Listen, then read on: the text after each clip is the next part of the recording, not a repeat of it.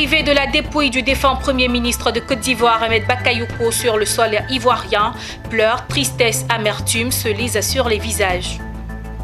Et puis le ministère des Eaux et Forêts présente le projet FAO-UE-FLECT, un projet pour la traçabilité et la légalité du bois en Côte d'Ivoire.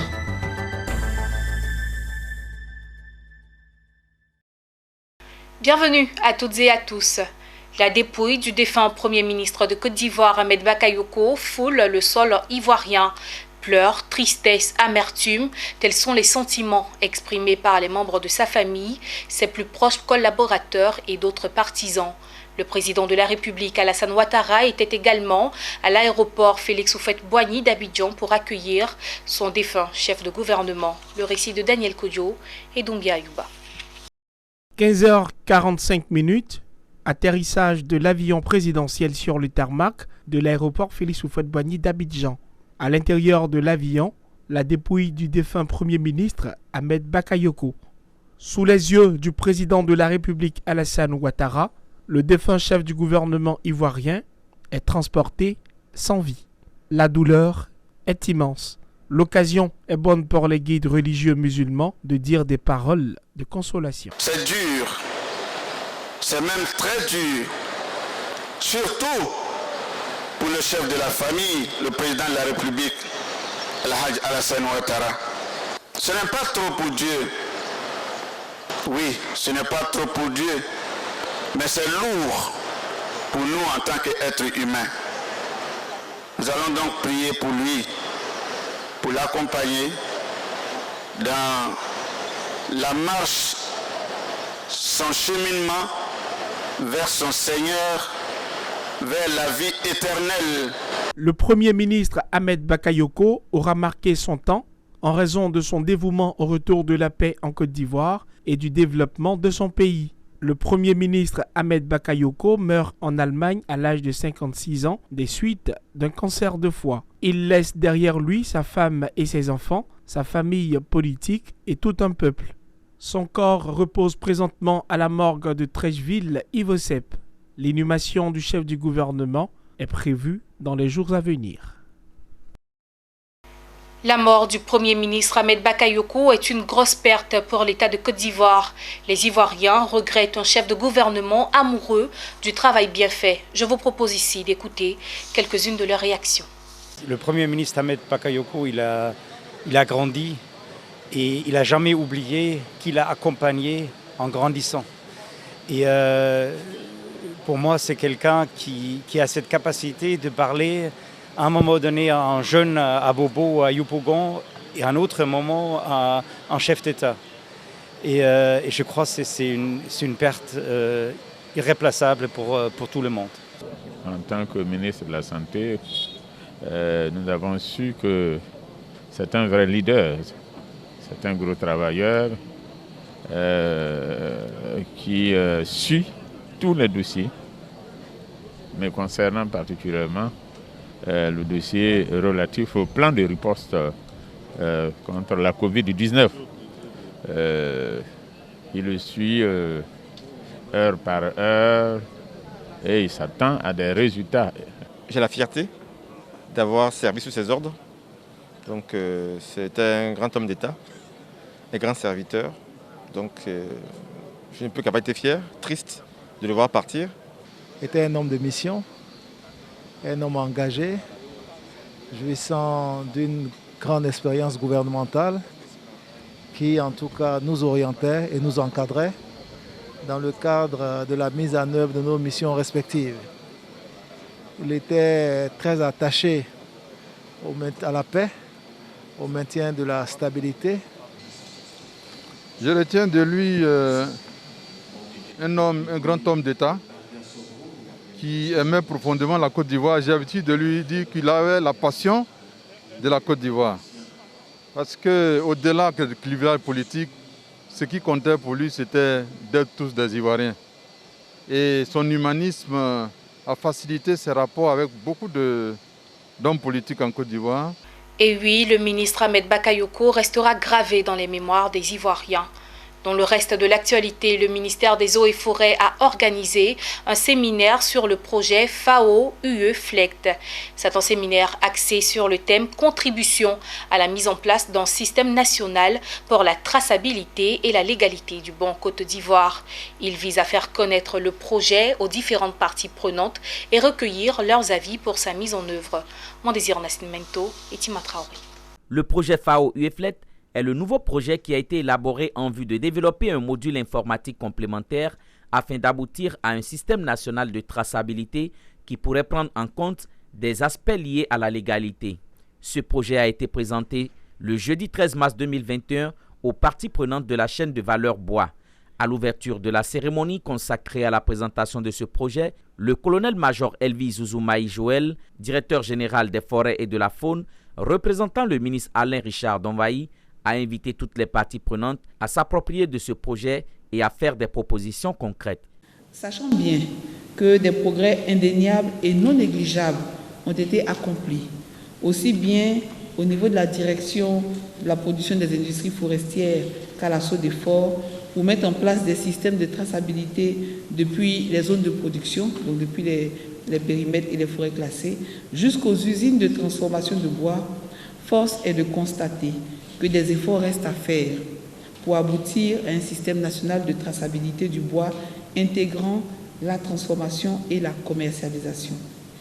C'est le lieu donc de capitaliser tous les acquis pour proposer un système unique regroupant tous les systèmes existants. Pour le représentant résident de la FAO en Côte d'Ivoire, les efforts du pays en matière d'amélioration de la gouvernance forestière méritent d'être accompagnés. Il a rassuré les parties prenantes du soutien de son institution. Renforcer la gouvernance forestière par la mise en place d'un système national de traçabilité et de légalité du bois en Côte d'Ivoire est une mesure pertinente qui mérite d'être soutenue. La FAO, qui a renforcé son engagement sur la thématique forestière avec son cadre de programmation pays 2018-2021, poursuit ses appuis par un plaidoyer constructif au sein des partenaires techniques et financiers et en cohérence avec l'ensemble du système des Nations Unies. Au cours du séminaire, il a été présenté le système conceptuel de traçabilité du bois en Côte d'Ivoire, les objectifs, la méthodologie et les résultats attendus, ainsi que le calendrier d'exécution du projet. L'ambassade du Japon en Côte d'Ivoire, en collaboration avec le ministère des Affaires étrangères japonais, ont organisé une cérémonie de distinction et de remise de prix à 2 enseignants-chercheurs ivoiriens. Il s'agit du professeur Aouré Alban, directeur du CAPEC, et du professeur Guy Cole, maître de conférences agrégé en linguistique à l'université Alassane Ouattara de Bouaké. Plus de détails avec Walter Kofi et Tima Traoré.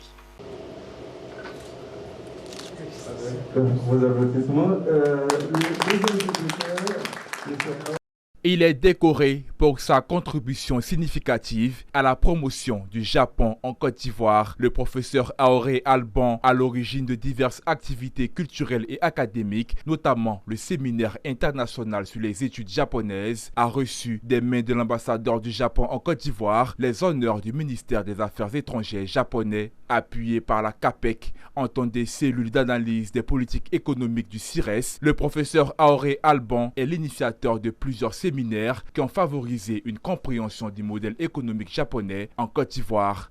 Le Japon a un sentier de développement qui est très remarquable et qui peut servir d'école à d'autres pays, dont la Côte d'Ivoire. Donc nous avons mis l'accent pendant différentes conférences sur par exemple l'industrialisation des pays, la création des grappes industrielles, sur les questions de l'éducation, de la culture et des sciences, comment cela peut affecter le développement et quelles leçons tirer du Japon, sur le Kaizen, qui est l'amélioration continue des systèmes de production, et comment la Côte d'Ivoire, dans son processus d'industrialisation, peut tirer par exemple profit des connaissances acquises par rapport au Kaizen. Le professeur Cole Guy, enseignant-chercheur à l'université de Bouaké, a aussi reçu un certificat de mérite et un prix de l'ambassade du Japon. Pour Koramitsu Hideaki, ambassadeur du Japon en Côte d'Ivoire, cette remise de prix démontre les excellents liens d'amitié entre la Côte d'Ivoire et le Japon. Alors j'espère que beaucoup d'Ivoiriens visiteront au Japon après de terminer la préparation de Covid-19. Surtout cette année-là, il y aura des Jeux olympiques de Tokyo et peut-être 2025, il y aura l'exposition universelle à Osaka. Donc cet grand événement, je crois que beaucoup d'Ivoiriens et Ivoiriennes vont visiter au Japon et faire savoir notre culture. Et j'espère que nous pouvons intensifier de relations bilatérales. Notons que la coopération ivoiro-japonaise se porte à merveille. À travers cette cérémonie, le Japon souhaite susciter davantage de personnes pour promouvoir la culture ivoirienne et japonaise dans les deux pays. À San Pedro, malgré la pandémie à coronavirus et les difficultés liées aux transactions économiques, les travaux de bitumage des voies d'accès à la zone portuaire vont crescendo. Les travaux de l'axe lac RTI-Balmer viennent de prendre un coup d'accélération avec le bitumage d'une des deux voies. Les détails dans cet élément signé Abel Kouaou. La compagnie de BTP dénommée EGK Travsi assure bel et bien les travaux de bitumage du quartier lac RTI menant à Balmer. Les travaux de l'axe lac RTI-Balmer viennent de connaître un coup d'accélération avec le bitumage de l'une des deux voies. Alors c'est vrai que le travail a pris un peu de temps, mais il fallait ça parce qu'il fallait aussi donner un travail de qualité. Parce qu'aujourd'hui, le bitumage, c'est de ça qu'il s'agit, un travail vraiment sérieux où il n'y a pratiquement rien à reprocher à la finition de cette voie. Alors aujourd'hui, on est déjà en finition sur la deuxième voie qui est long de 1 km 180 mètres. Alors on est en train déjà de faire le bitumage de la voie. Diakité Boureima, directeur de EGK Travsi, s'est satisfait d'être arrivé au bout du tunnel malgré quelques désagréments. En dépit des difficultés, il s'est engagé à livrer un travail de qualité dans les brefs délais. Les voies, comme vous voyez, le bitume est en train d'être fait sur la voie 2. La voie 1, nous sommes en train de faire le sol ciment. Je pense que tous les ouvrages d'assainissement sont déjà terminés. Et très bientôt, on aura du noir partout sur la voie Balmer. La fin des travaux de réalisation de EGK Travsi sur l'axe lac RTI Balmer sont prévus pour fin mars 2021. C'est la fin de ce journal. Merci de votre fidélité. Excellente soirée à toutes et à tous.